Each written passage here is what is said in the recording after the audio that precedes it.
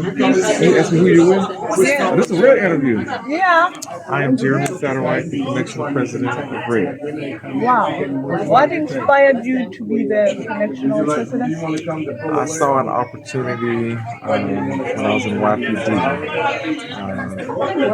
I saw my colleagues were graduating out of YPD and then really weren't sure where they were going. And so I decided that if the opportunity availed itself, that I would take up that banner and try to build a home for a future.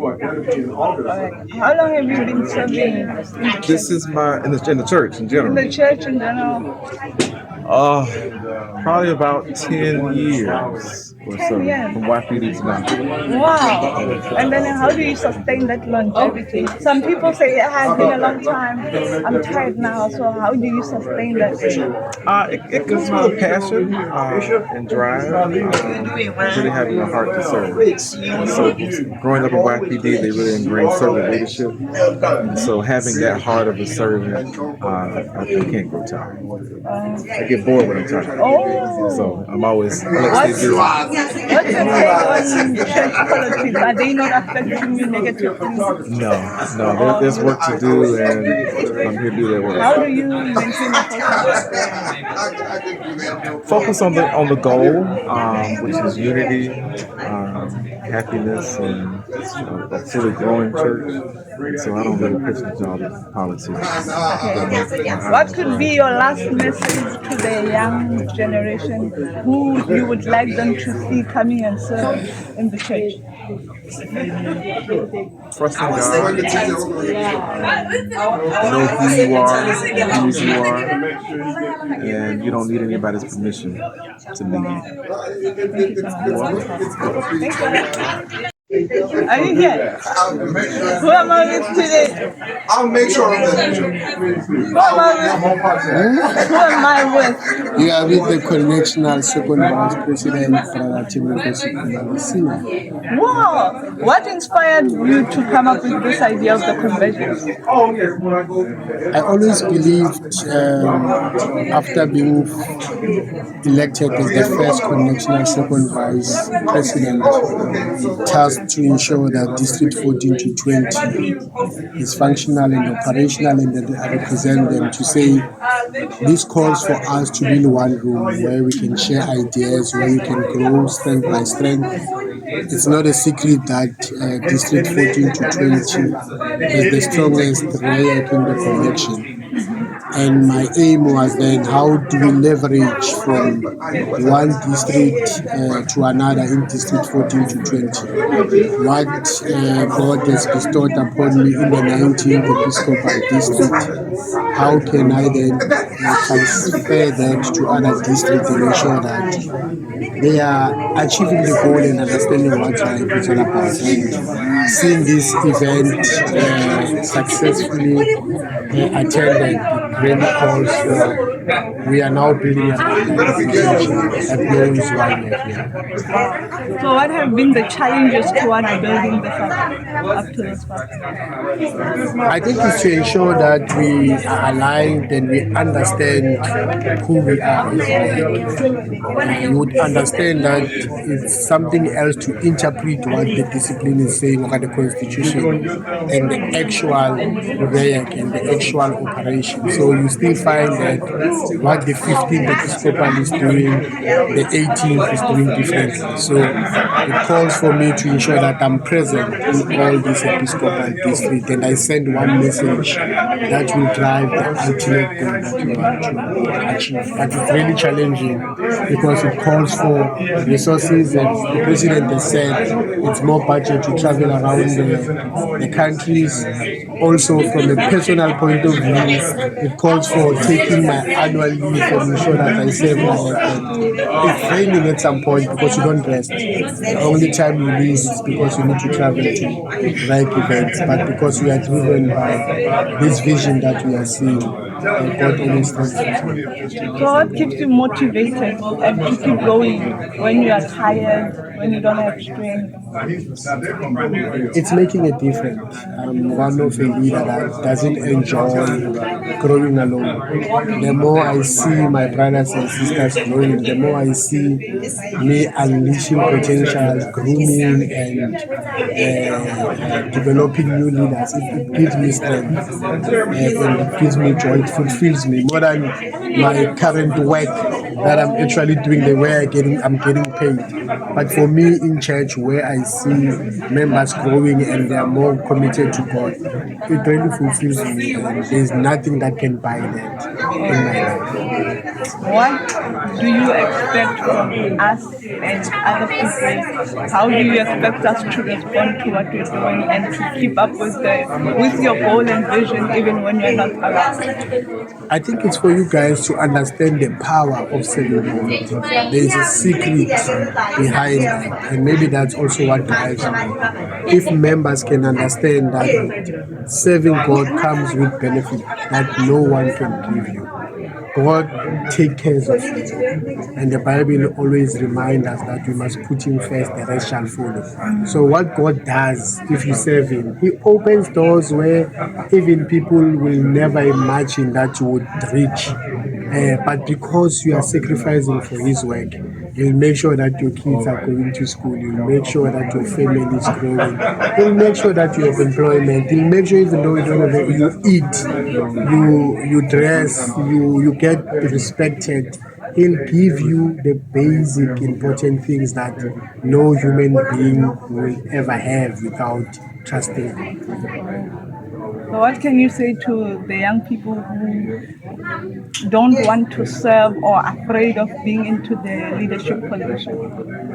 I will encourage them and say it's better inside than outside. It's better to be in the house of the Lord and giving your all to God than giving your all to the world. Because God has a way of shining, has a way of showing off, has a way of lifting you to the levels that no one will imagine.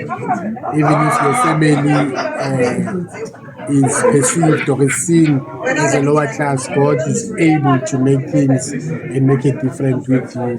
So I'm encouraging the younger ones to stay in the Lord and continue to serve, and God will lift them up in everything. Thank you very much. Hello, everybody. So who am I with today? Walter Jones from Nashville, Tennessee. Oh, so you're the camera guy. I'm the camera guy. The editor, or No, are you pro? Are you pro? It's very nice to be here. Amazing time. Can't wait to come back.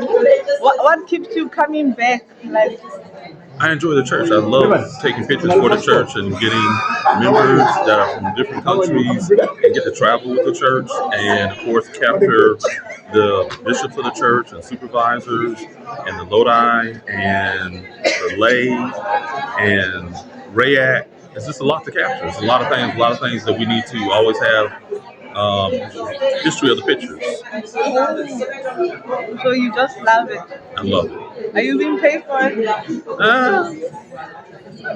Or from the heart is a gift. Your kind giving back. My kindness giving back. Oh, okay. Yeah. And now you're making us trend. I know. With somebody's trend, not me. No, it's your food. You captured that. Oh, that's good. Yeah. She needed it. Well, all right. So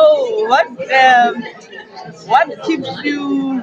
What is that thing that say, I wanna stop doing it? What makes me want to stop? Yeah. No, I don't have any disappointments. I've been doing this since I was a kid. I've been taking pictures since I was a child, since I was a young adult, very young adult, in Detroit, Michigan. My mother sent me to school to learn how to take pictures. Okay, so it's in the blood. This is my God-given talent and my parents' sacrifice. Yes. Are you a photographer professionally? Professionally. I enjoy it that much. So if I need a photographer, I can call you. Which day? If I need a photographer. If you need a photographer, you want me to come? Yeah. Yes. Where am I coming to? South Africa. Okay, South Africa. What do you do in South Africa? I'm a pastor. I'm pastoring a church. We need content. We need content. Yeah. Okay. We get more content while you're here. No, back there. Oh, back I'm there. getting it now. Okay. So there's a lot of great content right now. And you just made it work. All right. Thank you. See you Great later. time. Thank you. Bye. The Reverend Grace. She's been gracing the space all day with her presence. She said all day she's not preaching. She's been preaching. She hasn't preached today. She hasn't preached today. What She did I just be say? preaching. What was my sermon today? What was it today? You actually didn't say anything today. Thank You you. didn't say anything today. I'm But yesterday waiting to you say blessed something. us about obedience, right? And what was the one that stuck with you? It was the titles, but not entitlement. That sticks. I ain't heard it like that. Who am I with today? Who am I with? Oh, you were Reverend Brother Matt. I'm sorry. Maruti Lebone. Maruti Lebone. Lebone. Matt Leboni. Mm-hmm. Is that true? Or? That's true. I got that from my friends in South Africa, from 15th District last time. Oh. Yeah, in 2015. In 2015. I got my name. See right. Mm-hmm. See right and do right. Oh. Okay, so he says I'm preaching every time and I'm not preaching. So I wanna ask, where do you come from? I come from California. California. Which district? That is the 5th district, but I am from the 2nd district, Maryland area. Oh. And I've also resided in the 9th district. Uh-huh. Yeah, but yeah, I live in California. I work with the 2nd district, and I'm here on assignment with the Christian Recorder. How long have you been a pastor? I have not been a pastor. I was only a pastor 11 months. Okay, how long have you been ordained? I've been A ordained reverend? since 2021. 2021. Mm-hmm. Uh-huh. Itinerant deacon. Itinerant deacon. And then I'll be an elder when I graduate. Oh. Who knows when that'll be? Why? Just working through, taking my time, doing it at my pace. I'm doing a lot of go online. So, I work a few jobs, just pacing myself. I gotta get some stuff together too. So how do you balance your schedule? If I was balancing, I'd have been graduated. So you can't balance. I must can focus. balance. I gotta focus. Okay. That's the thing. It's How are you discipline. called? I can be focused. How am I How called? See, how did now you she know preaching. that you're called? How do I know that I'm called? It's a question. It's not a sermon, it's a question. I've had this question before, and I would say that I don't know that I'm called. You don't know? I don't know. How do you know until you know, right? I know. Do because you ever know? I heard that voice. You heard a voice. So I was in a computer lab, and I matriculated in 2015, Mm-hmm. and went to varsity 2016. Okay. Enrolled to study information technology. Okay. 2016, 2017, the calling happened while I was in the computer lab, putting on big headphones, doing my thing. I heard a voice saying preach. Okay. That's how I saw. Okay. I have a different story. What's your story? And I also believe I was called to ministry more than I was called to preach. Oh. Okay. And it was actually stated that way by Bishop Byfield at the ordination service in 2017. She said somebody in here is called to ministry, somebody's called to preach. I had accepted a call to ministry when I was in a philosophy class in 2013. And I was having a conversation with my dad. I called, I was like, why isn't this? And why isn't that? If this is this, and I just been reading and digging and having a conversation. And he was like, it sounds like you're accepting your call. And I said, if that's what that means, then that's what I'm doing. And so I was asked, I did a sermon for Youth Day. Rev Grace Bennett invited me to do that. And that's what I call my initial sermon. And I was asked to do a youth day at my home church, and then got on the campaign trail with my dad, and I was like meeting a lot of people and having more conversation, like in depth, from all levels, from lay to bishops, just having conversations. I remember me and the late Bishop Young got into a debatable conversation at the table in Ohio, and he was like, people at the table talking about some stuff, but after a while, our conversation was like the center of the attention. He was like really getting deep. He was like, yeah. So we would continue to have those conversations, and then I was at an ordination service that I was actually trying to leave because it was hot. I was trying to leave and go sit under a fan, and Bishop Byfield called me out and said, "I thank God for your spirit, for what you've been doing, and what God says yet to reveal you to," or something like that. And so she called out after a while. She did her poem. She did some prayer. And typically, the ordination preacher doesn't do the call to Christian discipleship. She did. And she said that I want to do something different. And I'm going to be obedient because God's telling me somebody is in here and is struggling. You're going through what you're going through because you're struggling with your calling. And she was just talking about all the stuff. Everything was just related, talking to me. And then so she said, somebody in here is called to preach, and somebody in here is called to ministry. So something could happen, and people go up, nobody moved. And then she would not change. She was like, I'm waiting. I'm up here, I'm waiting, and I know you're there. You're not going anywhere. And I said, all right, cool. Let me go up. I said, yes. And then I started to learn this AME thing. Started to learn about Were you not in AME when that happened? I was AME. I'm born and bred AME made. And then? So now you started to learn because I started you haven't learned. Yeah, I wasn't a member of the church in the district or anything. I was always at my dad's church, and then I left. I played for a Baptist church. I actually went Baptist for a minute, and then played non-denominational churches, Seventh-day Adventist. I'm a musician at heart, so I was busy with other things. So campaign stuff, ministry stuff. I just saw opportunities for ministry to be better. Being a member of different churches as well, not a member, but associated with different churches, and growing up in the AME church, learning more about it, I thought there was more that we could be doing.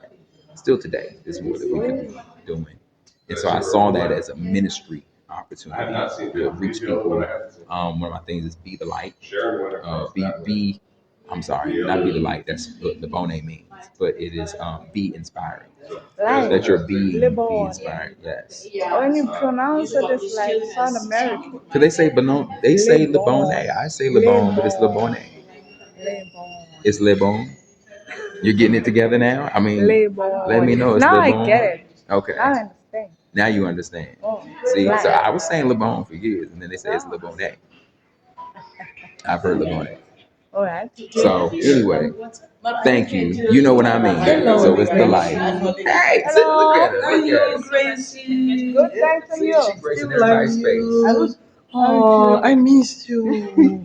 Hi, Gracie. How are you?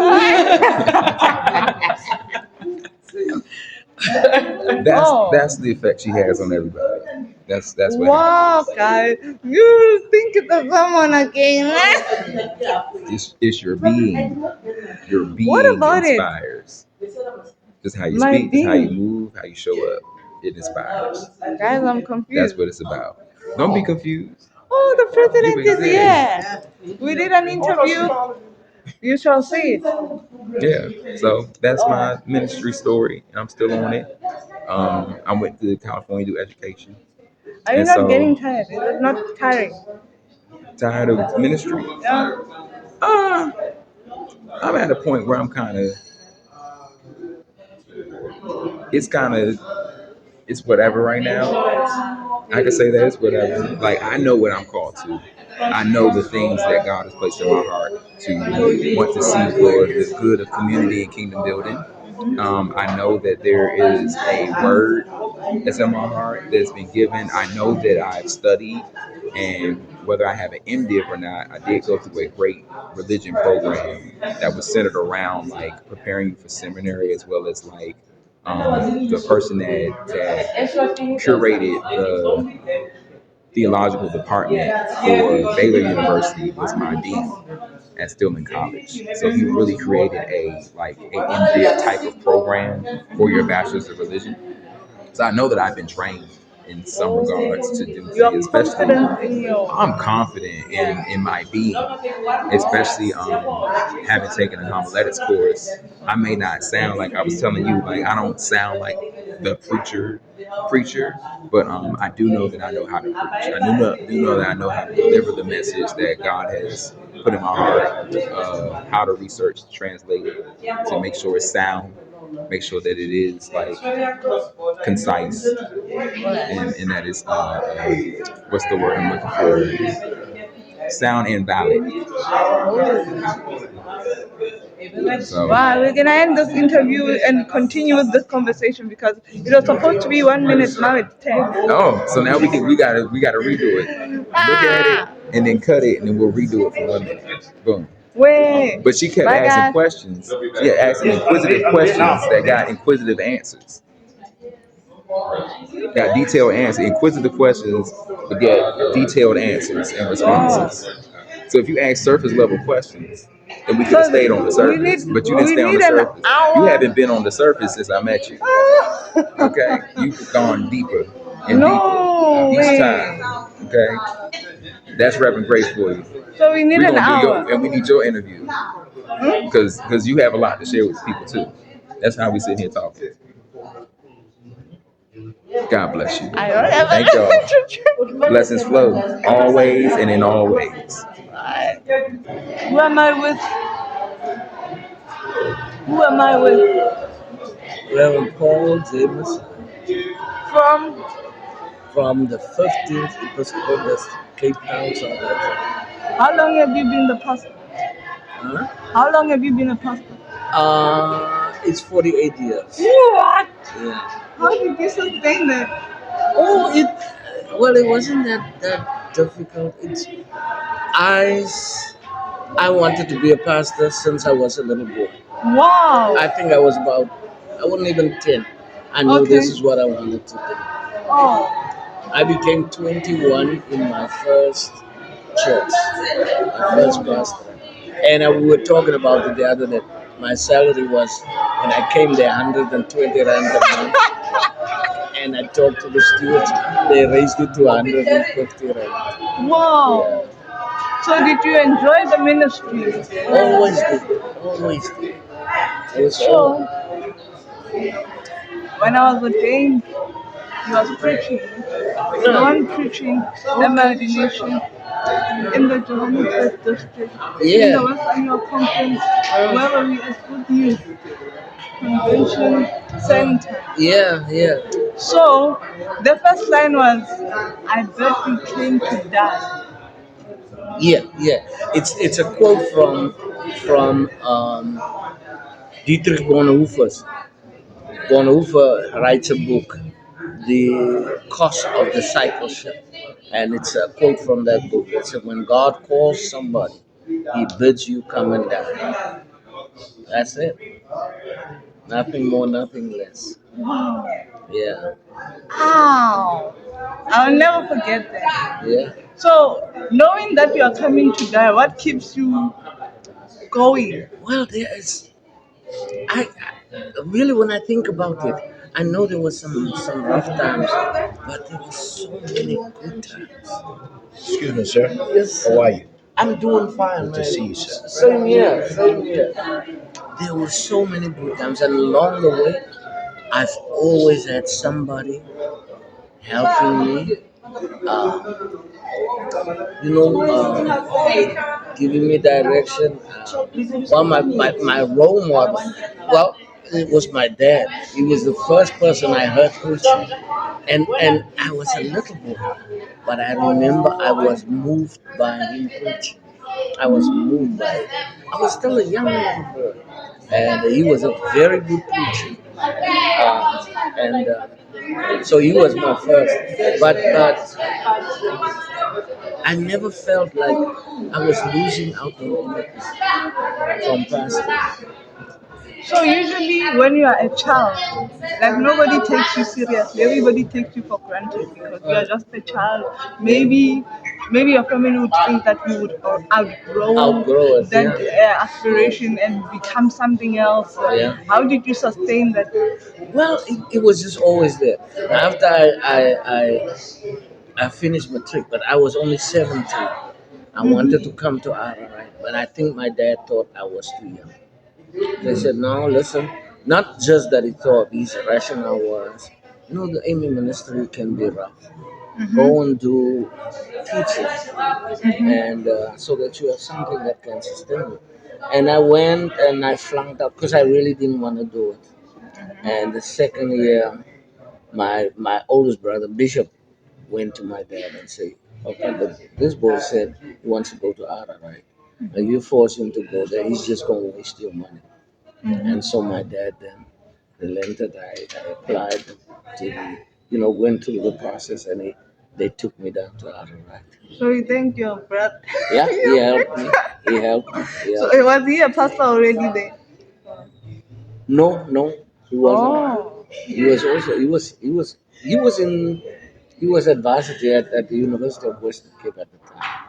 Oh. But he had the initiative to say, yeah, he said he wanted to go to our now he's going to waste your money if you force him to. And my dad was a very strong-willed person, but he listened. He listened and said, okay, if that's what you want to do. What has been the highlight of your ministry? Oh, there's been so many. There's so many. Uh, I I pastored Zion AME Church, which is the biggest church, AME Church outside of the United States, and I got to pastor Gow Chapel. It's the church that my daddy built. In fact, we were young, we were in high school, and we actually, me and the bishop, we physically worked on when we built that church, and Okay. so it was really a highlight when I got to pastor that church. It was really a highlight, and the people were so nice to me. Oh wow. Yeah. So for somebody who's thinking, ministry doesn't have money, maybe I should have a second job and do it alongside ministry, what would you say to them? Listen, like I said, did I tell you about my first church? 120 rand a month. I ain't lying. And I talked to the stewards, they raised it to 150 rand. But I didn't have a family, and I never felt I always had money. In fact, I was telling somebody, I bought my mother at the time those AMC Classic pots. We still have it because it has a lifetime guarantee. It was like 630 rand, but I bought it, paid it off, and we still have it. But now the similar thing will cost you over 8,000 rand.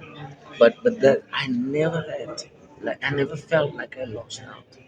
So you never lacked anything since Never. the beginning. In fact, I got a whole lot.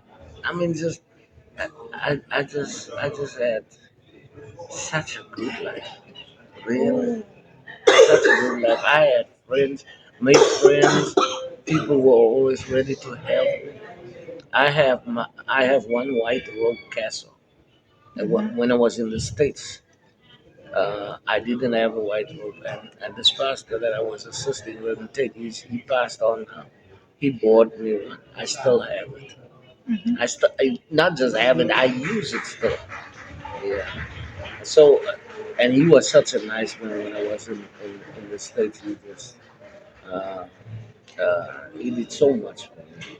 But all through it, there was always people. Bishop James took me to the States, and he was just wonderful. He was wonderful.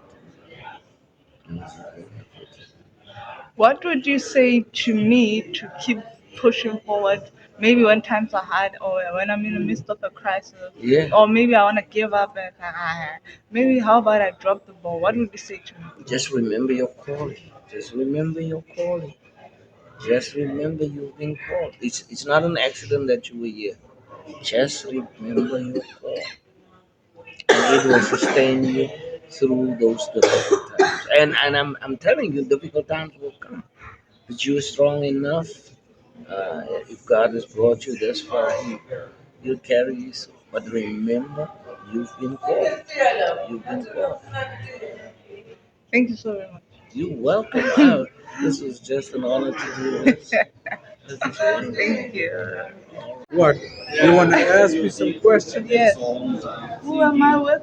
The senior bishop of the African Methodist Episcopal Church. How long have you been the bishop? I've been a bishop 21 years, but I serve now as the first African-born to serve as the senior bishop of the church. That's wonderful. How does it feel? Feel good. It's a lot of work. Are you not tired though? Because like you seem to be doing a lot of things. I stay tired. There's no rest when you have this kind of course. Aside from my work in the 19th Episcopal District, I must also look at the global church and attend to crisis in the global church. Where do you get that strength, that energy? God is good, and His mercy endureth forever. To somebody who's losing hope and courage in the church, what would you say to them? Keep hope alive. Hey, brother. The church is still the best place for all of us. And victory shall be yours. How do you maintain that hope? How do you keep it alive? Stay prayerful. Wait on God. Wait on God. The Bible says, if you wait, not get weary, God will renew your strength. Thank you, Bishop. God bless. That was God bless. Thank you. So who am I with? And you are the Reverend? Yes. And the presiding elder? Yes. Where? Harangua district in the 19th Episcopal District, Mangena Makemokone Conference. Wow. How long have you been a pastor? 39 years. And the presiding elder? Presiding elder, 16 years. So, in that time, what have been the highlight of your ministry? The highlight of my ministry is helping local churches to develop and become self-sufficient, growing entities. And are you achieving that? That's what. Well, it is a moving target. When you achieve a certain level, you are looking forward to going to the next level. How long does it take to develop a church or grow people? Well, it depends on which growth you are talking about. Usually when we talk about church growth, we are only concerned with what is called numerical growth. Whereas the most important part of growing a church should be organic growth. Organic growth will take the development of the level of spirituality, maturity, and righteousness amongst believers. And that takes a cycle. Well, authors say it takes a 5-year cycle to reach the first milestone, and you will need another 5 years to reach the next milestone. And those milestones will be the ones that are able to show you the organic growth of that local church. So, when you have, what is your fulfillment in the ministry? Or do you think you have done enough? Are you fulfilled? Are you still looking for fulfillment? There is never a time when you have done enough. Your fulfillment is to see righteousness grow and people understanding that their spiritual life should impact on their everyday activity, not an event of a Sunday or so. So if we are able to come to that level, that is what we can say we have grown as a church. So, what kept you going? Like you spoke about 39 years. In that 39 years, haven't you felt like I would like?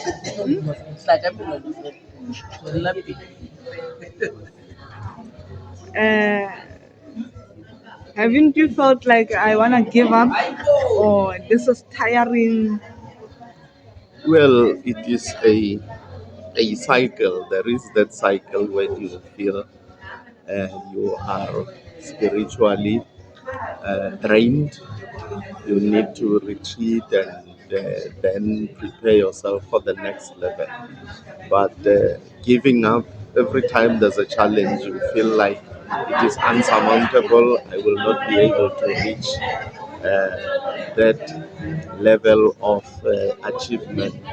But then it is also time to retreat, to reflect, and also draw strength from who God is. How do you draw that strength? Well, drawing that strength reminds you that you are not by yourself, but you are dependent on God, you are dependent on His mercy, and therefore that will take you, it will sober you up actually.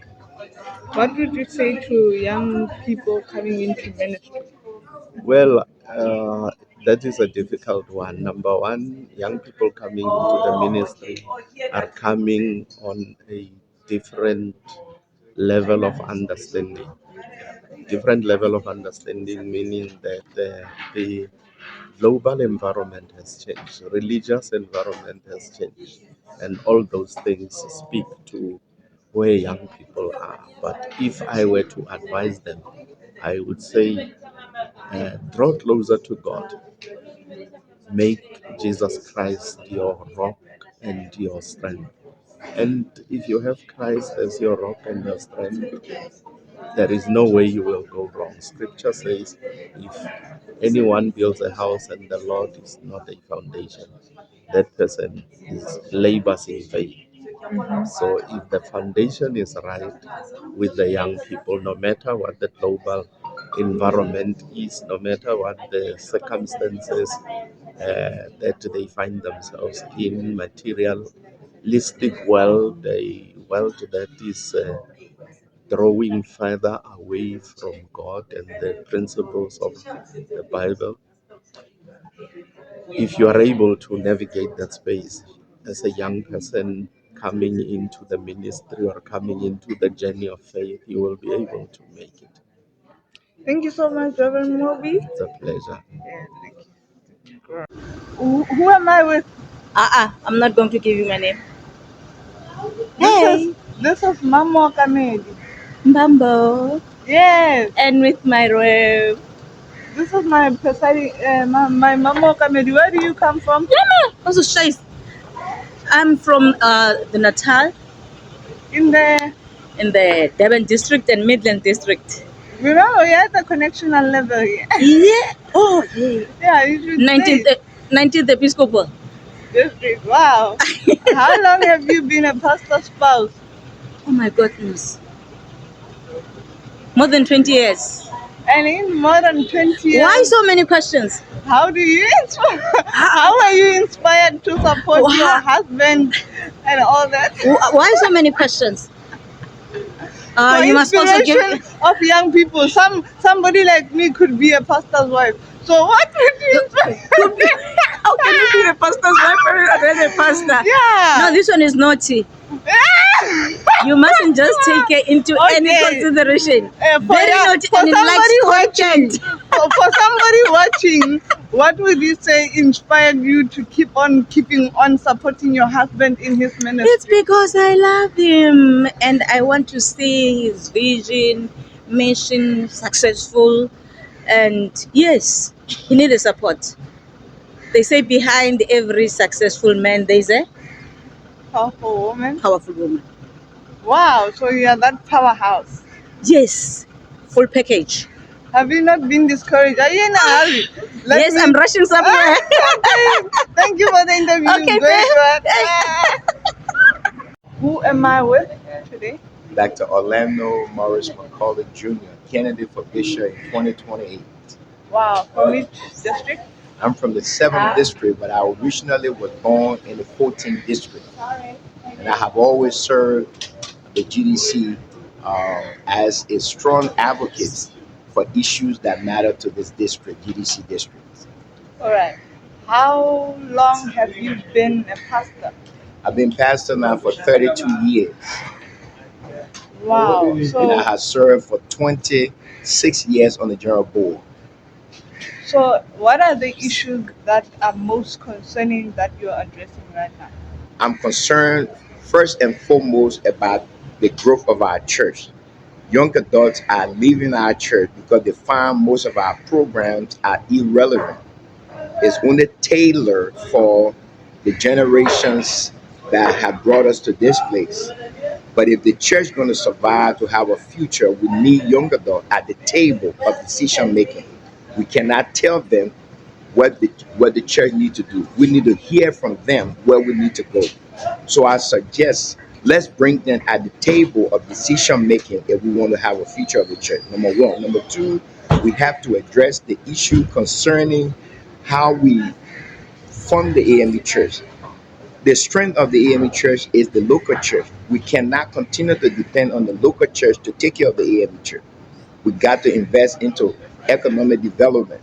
There should be no reason why we hold these general conference meetings or GDC in the expensive hotel. We could have our own convention center. And it's not a pie in the sky. This is not something we can do. We have the resources if we want to do it, but we have not decided what we want. And for 200 years, the church has existed, and we got no other place to host convention except in other people's places. Number two. First is the millennial, young adult. Number two, how we fund the church. Number three, we have to make the church to be relevant. And what I mean is the old business as usual will not help us. The way we're going to grow the church is to invest into evangelism. And what I mean is that every local church should be trained to know how to evangelize. If we do one person at a time and steward and trustee are trained, then the work will not be resting on the pastor alone. That's part of the reason. And I have been an advocate of these things for a lot of years. So many times when you become an advocate of these issues, you become the enemy. That's right. That's right. How do you survive it? Oh, I survived that in the fact that I'm a person of prayer. I believe this is a journey God has put me on. I fast and pray about it, and I'm convinced this is God's will. But I also understand that it's an uphill battle. So I'm willing to fight it. Because if God goes with me, I am encouraged and emboldened that the future of the AME church is here on this continent. The future of the church, and Bishop Beamer preached that last night, the future of the AME church is here on this continent. And so I am emboldened. God help me get elected. I want to make this church proud. And I'm determined to do that with God involved. So I believe in God. I believe in the will of the AME people. The General Conference is a great body, even though you may be talking about some, but the church is still a good church. We as African Methodists, we are the best gift God ever gave to black folk across the world. And that's what I'm determined. So yes, there will be some challenges and sometimes fight against you, but the church has a goodwill people. And Africa needs to elect people who have the interest of the church, particularly GDC, at heart. What would you say to young people coming into the church today? There's hope for the church. The future of the church is not in the far distance, it's with you. So come at the table and speak out. Don't be shy. And just because you're youth or you're a young person does not mean you don't have wisdom. We need your creativity. We need your innovation. We need your ideas. And just because you analyze things and differently from how the adults see it does not make you to be radical. You just have a different perspective. And all of those different perspectives need to be brought at the table if the church going to survive. Thank you so much. Thank you for having me. Thank you. Should we start all over again? Yes. All right. Who am I with today? You are with Maputo Mozambique from the West Annual Conference and Maputo District. And my presiding elder is PE Reverend J.V. Malufete. In which district? At the Maputo District. Like, Maputo. Yeah, under 19th Episcopal District, West Annual Conference, and Maputo District. and you are late. Yes, I am fully a lay person for about 23 years now. 23 years. Yes. In 22 years, what has been the highlight? My highlight in the 23 it is about the consideration of helping areas that have been affected by call them tornadoes or heavy rainstorms and everything. So we have done that in the Cape and we have done that again in our sister continent. And then the other highlight is when in 2024-5 when the Lord I was held in the St. Johannesburg, South Africa, where we were actually debating the issue of the covenant for the pastors who are running for the episcopal office. And the issue there was about this covenant that they did not have a face on it, the person who started it. And the other highlight for me as a lay person, it was in 2024 when we attended the General Conference in Ohio, where we debated extensively the issue of the covenant. And that clause was repealed, and now we no longer have that covenant there because it was illegal. Yeah. So in that debate, I know there were conflict and tension. Were you not affected negatively or wounded by that? We were wounded, terribly wounded before because we always wanted to know actually who is the author of this covenant. And up until we debated this intensively, then we traced that there is no author of this document, and therefore that's when we discovered that this document is actually a fake document because it is faceless. And some of people from say we need to be very clear about this. The Americans wouldn't want to let the document go, but now they were defeated by the fact that that document did not find any expression in the document discipline of our African Methodist Episcopal Church, and therefore the document did not hold water. Yeah. So that was a success. That was our greatest success, especially for our aspirant pastors who want to run for the episcopal office because they are no longer limited to do their ministry in African continent only. Because that document on its own, it was instructing that they can assume office, but they must only be guaranteed that they are not going to be appointed anywhere in the United States. Oh. Yeah. Wow. So now we've got opportunities now. Yeah, now we've got opportunities now. And the other highlight, I said that I have got more than one. The other highlight it is after 130 odd years, it is the first time that during the General Conference in 2024, that the biennial convention, which comes every 2 years in our church calendar, it's a lay organization convention. It was always being held in America, in the United States. But we won the bid, and we are so much happy that for the many years that the AME has been established. It is the first time that we are going to successfully host the biennial in 2027. And I can guarantee you, we are no longer bidding, we won the bid already. That is a very big achievement and it's a history in making. Wow. Thank you so much. It seems like there's a lot to talk about, and we'll finish this another time. There's quite a lot, and I thank Yeah. you very much, Reverend, Thank you. for the opportunity. Thank you. Thank you so much. Appreciate it. Thank you. Goodbye. Shake off in. So, who am I with today? Connectional Organization President. Name? Matikane Abednego Makiti. The Connectional Lay Organization President. President. From? Volmaran Start. That's where I come from. In That's the 19th Episcopal District, Potchefstroom District of the West Conference. When did you become the Connectional President? 2020. And you are the first African to become Connectional Lay Organization President. Yes. What does that mean to you? Oh, I think it's a huge milestone. It also motivates other young people to know that there is nothing impossible. Oh. How long have you been in lay organization?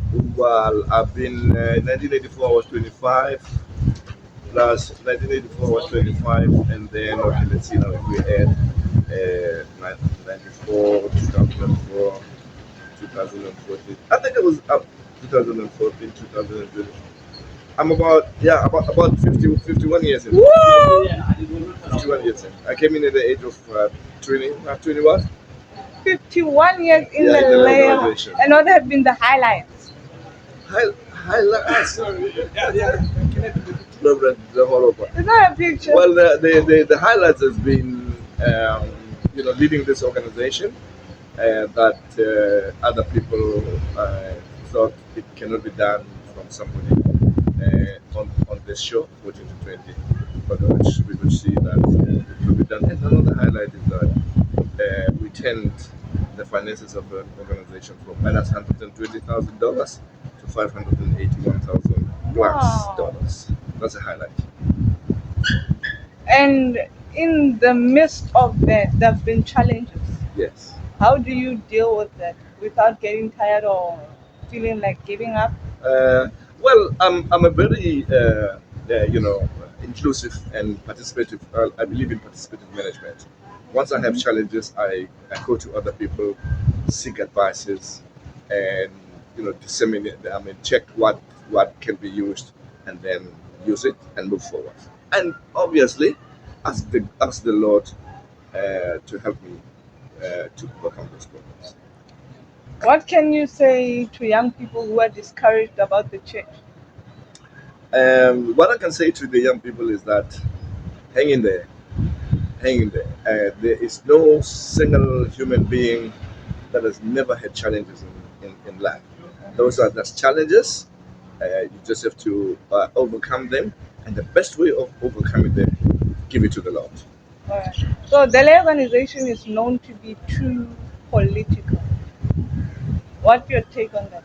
Well, we have to be political because we have to challenge issues. And we will be forthright in challenging issues and try to put things in church straight. So, what would be your last word to younger generation? Younger generation, AME Church is the best church in the world. You can move on to another church. You will never find the freedom that you get in the AME Church. No church gives you the opportunity to debate issues, to challenge issues. This is the only church that does that. Hang in here, play your role. It's not a fluke. You can get to the highest position anyway. Thank you so much. You're welcome. Good practice. Who am I with today? You're with Reverend Mark Tyler, the historiographer of the AME Church. From which district? I'm from the 1st District in Philadelphia, and before being historiographer, I was the pastor of Mother Bethel AME in Philadelphia for 16 years. How long have you been a pastor? I started pastoring in 1994. Started preaching in 1987, but my first church was in 94, and I pastored until 2024 when I was elected to this position. That's how many years? 30. In 30 years? Yeah, 30 is more, yeah, like probably longer than you were living. In 30 years, what were the highlights? The highlights, let's see. My very first church in 94, the big highlight was we put a steeple on top of the church. The church was built 40 years before me, and they never had a steeple. And I have to say, I mean, I've had many highlights, but that was one of the best days ever, get that steeple up there. And then I think hosting the General Conference in 2016 was another big highlight. Got to meet so many AMEs from around the world who came to visit Mother Bethlehem to see the tomb of Bishop Allen. Camden, New Jersey, when I pastored there, another highlight was we discovered a buried altar in the church when we were doing renovations. So every church that I had the chance to pastor, we had something that really exciting happen. Wow. So what is the one thing that gives you fulfillment in your ministry?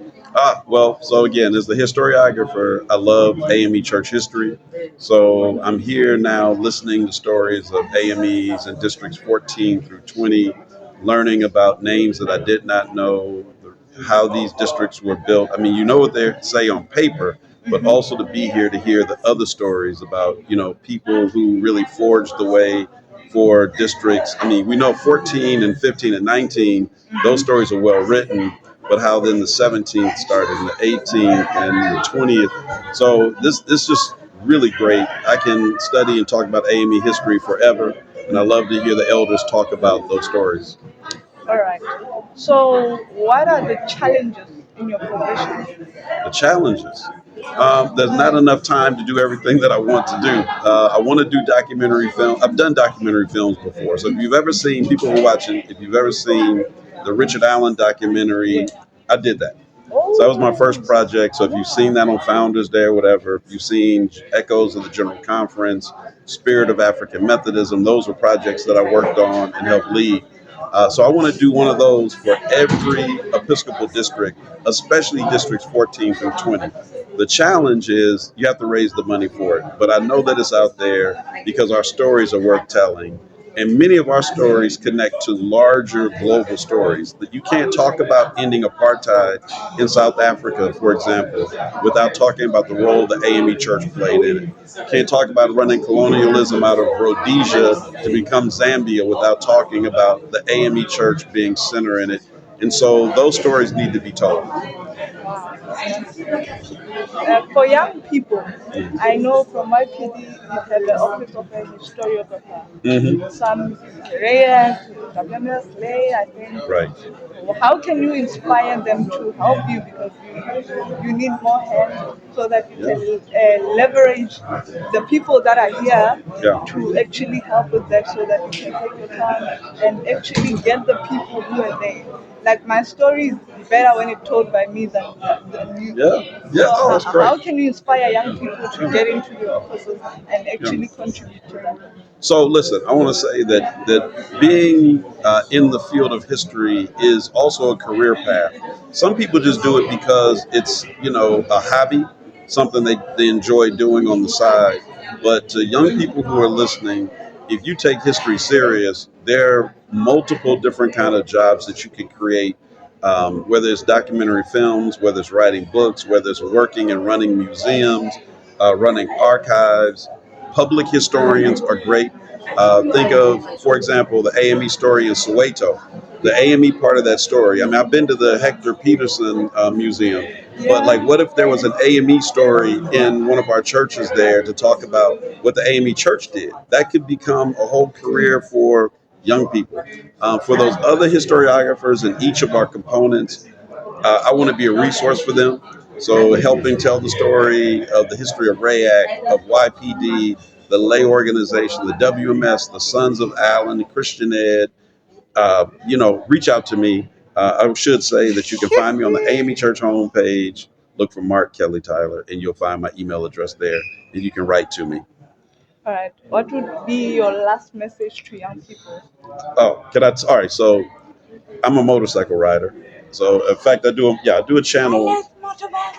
Yeah, so I do a channel on YouTube, Black History on Two Wheels, and so I go around the U.S. on the motorcycle to AME churches that are historical, and I do videos for YouTube. Now, I really want to do the entire continent of Africa on a motorcycle. That means I need help. So if there are people who ride, and maybe you can ride with me from one or two countries I need to a the rider's next. license. You need a license. There you go. Yeah. But yeah, so help me find riders to make that dream come true during this quadrennium before 2028. And let's ride and learn about the incredible history of the AME Church in. in Africa. I mean, thank you so much. That Yep. was a great interview. All right. Thank you. Yeah. So, who am I with today? I'm Anthony Davis, From Nashville, Tennessee, USA. in which district? Which district would be the 13th? Episcopal, 13th Episcopal District. And what's your role? I have a contract security company, and I work for the African Methodist Episcopal Church International. How long have you been working here? I've been working here for a few years now, about 3 years. How long have you been serving the church in general? Serving the church From in general? local level up to this level? Oh, now I've been not with just AME Church, but with Baptist Church also. Oh. So I've been serving the church for a long time, decades and decades. Decades and decades. What is it that inspired you? I used to be in the church. I learned a long time ago when I was in law enforcement that God was protecting me always. And so I always wanted to. I felt his protection. I felt his presence always with me. And so I wanted to give it back and to teach others how to be in church and to teach others about having their own business. Because me having my own business, we've been able to employ up to 84 people at one time. We had 13 trucks running and 84 people working for us at the same time. And we did it in multiple states, districts, and areas. So it's been a good thing. So that's what inspired the security company, because you felt secure by God. Because I felt secure, and because I used to be in law enforcement. Oh, how dangerous is your job? Well, it can be very dangerous at times. Very, very dangerous. It depends upon what the situation is. Because there's a lot of people nowadays that look to do something bad to Christian people. They search for things to try to do and ways to get in and hurt Christian people. So we always have to be watching. Wow. So, how do you overcome your fear? What fear? I have no fear. I trust in God. I have no fear. No. So no fear at all. How can you inspire me to have that confidence and no fear at all? By reading and studying the Word of God. When you Reading read and and study the Word of God, He'll teach you. Because fear is of the devil. It's not of God. Fear is of the devil. So you should have no fear. Walk boldly in life always. Wow. So how many countries have you been in? I've been in 3 countries. And you've been traveling like international, securing the place? We're in about 2 countries, yes, doing security. One country I went to was just to visit. So what were the highlights? Of working with the church, always getting to hear new sermons and getting to meet new people. That's the best thing. Like meeting you. It's a highlight. What can you say to younger people who think they don't have opportunities to get them to think out of the box and actually get up and get to work? When I started my security company, it was just me, and I started working out of my pickup truck. I would go and provide security at different locations. And it was from there my business just grew and grew and grew. And I started expanding as well. I was in different states and ultimately traveling around the world providing security. Start where you are, but then open your mind and think bigger. Because there's more out there than just one little area. There's much more. Sometimes we don't want to start where we are. We want to start somewhere there. So how do you guard again? How can you influence somebody to think from where they are at before they can? Just do just that. Think where you are. What can you do right where you are? And then grow from there. Grow from there. Grow from there. Oh, what can be your last word to young people? Last words to young people. Always keep an open ear and listen to your elders. oftentimes your elders have been there and done things that you could not experience or imagine, and they can help to guide you.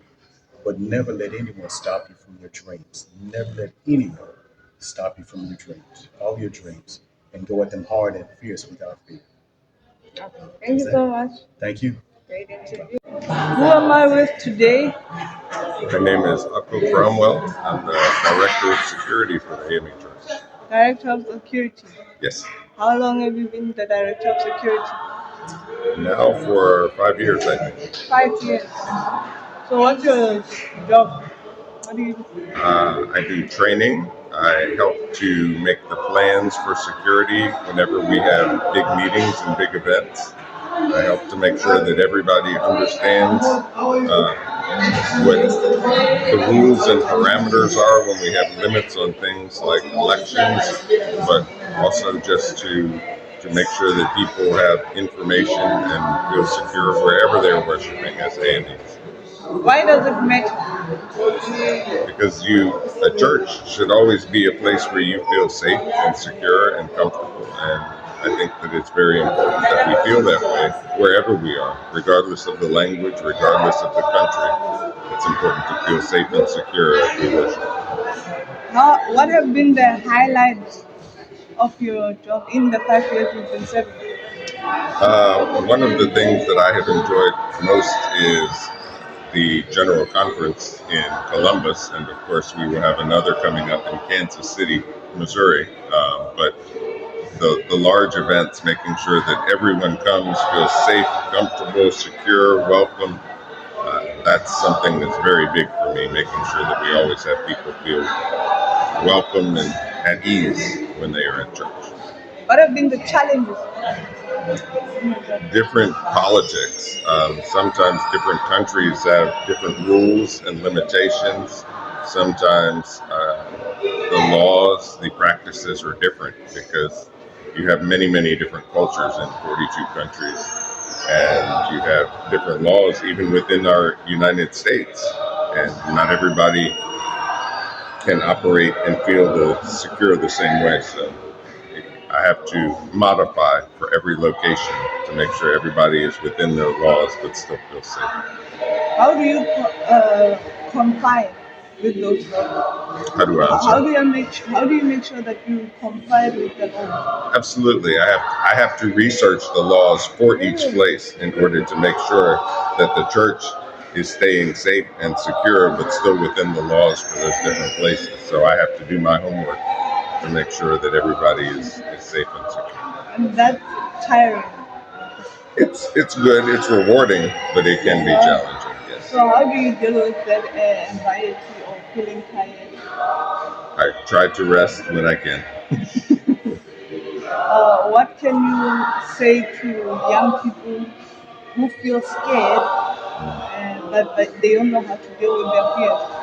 You know, it's a very good question because we have different people of different ages, and our YPDers should still have very good practices of how to feel safe and secure in your different countries. And the rules are different, but also in your practices when you're talking to people on the internet and making sure that your information is safe and that you're not sharing it with people who would try to exploit or do you harm. So it's very important to have good information to all of the church, regardless of age, but especially to young people who don't know yet the things that they need to do to stay safe. When did you start your career as a security? I started as a police officer in Georgia, near Atlanta in the United States, but then I worked for the United States Department of State for diplomatic security, and I did that for 20 years. So I have more than 30 years, almost 32 years with law enforcement and protection and security, and now I'm applying it to the church. Oh, 20 years. 32 years. 32 years. Total. How do you maintain that consistency? Well, the rules change as you continue learning, and as the laws change, as technology changes, you have to modify in order to to meet the changing demands. Artificial intelligence also is a part of how we have to deal with things. So it's very different in how we have to change with the times and stay safe and secure. So you're not outdated. I hope not. I don't think that I will ever be 100% up with every single change, because as we speak right now, technology and attacks are changing. Cybersecurity, people trying to get into our computers and get our information, that's changing right now. So the things that I tell people are generally good practices so that they can be safe and secure, but the specific threats and how to deal with them with the computer systems and cybersecurity, that all changes. So we try to address the threats and have people think about what they're doing with their information and their practices. Okay, what can you say to young people wanting to get into security? Make sure that you stay in school, make sure that you study your information very well, but the information always changes. So you have to make sure that you're very focused with that and stay out of trouble. Because if you get into trouble in your different countries and your different legal systems, then you won't be able to do that job, because you won't have a clean record in order to be able to work in some of these things. But young people are always seeking trouble. Trouble tends to follow all of us if we are not careful. Yes. But some are like intentional. Yes, you have to think about it and stay focused and pray and try to do right. It's easy to do the wrong thing, but it's hard to stay on a good path sometimes. So they must maintain that they must be intentional about staying out of trouble. Absolutely. Thank you so much. Thank you. I appreciate it. That has been a good one. So who am I with today? Jan Hitt. And you are the sponsor of the REA? Yes, for the 19th district. For the 19th district. What inspired you to be the sponsor? Oh, I think God and Kamalo. So they preached to you, they approached you? No, they were, I don't know. Reyek has always... How did that happen? I always think about it. It's kind of the way I got to the 19th district. I don't know. You don't know? I don't really know. Yes, the grace of God. That's it. That's it. This is how God works. You don't even know how. You don't even know. You don't even know. It just happens. But it's what a fabulous journey. How does it make you feel to be sponsoring the REA? A lot of joy. It's such an important demographic for the church, and they get so little institutional support. So, I don't know, I was just led by the Spirit to do it. We praise God for that. Thank you. Sometimes when you give money, sometimes people feel like they are losing, and so they would rather hold the money. What would you say to people to give back and always give back? My experience is you always receive more than you get, or more than you give. The giving is very small for me compared to the reward. Wow. Yeah. So what you give is nothing compared to what you receive. That's right. That's right. And so you find fulfillment in giving. Absolutely. Absolutely. How was your experience at the GDC? Well, I met a lot of new people, which is nice. And, this is like my 4th year to be in the district. And I just get more and more comfortable, every time I come. And it's been another great experience. Met a lot of people from other districts. So life is good. Life is good. Life is good. What would you say to inspire young people out there who want to have opportunities but they don't have them? Or maybe they don't have the finances? Well, I think we've all been there in our lives. And you just can't give up hope. You just have to trust that you keep moving forward, that doors will continue to open, and life will get easier. But I know that in Africa right now, it's really a struggle for young people, and I pray that the government will move forward on trying to provide more opportunity. But you know, we live on hope, all of us, hope and faith. And, yep, hope is Yeah. the key. Thank you so much. Oh, thank you, dear. What do you want to know? Who am I with? You are with the president of the 19th Episcopal District, right? And you just spoke to one of our sponsors, Sister Jay Hit. She has been very kind to us, loving, making sure that as the work we are provided for.